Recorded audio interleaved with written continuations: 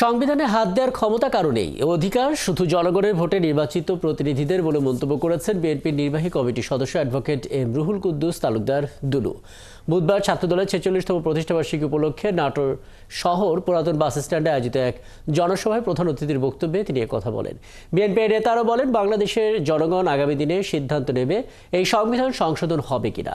এই সংবিধানের হাত দেওয়ার ক্ষমতা কারণেই সংবিধান সংশোধন করতে হলে অপেক্ষা করতে হবে। তাই ছাত্র জনতাকে গণতন্ত্র, স্বাধীনতা ও সার্বভৌমত্ব রক্ষার জন্য আবারও যুদ্ধের জন্য প্রস্তুত থাকার আহ্বান জানান তিনি।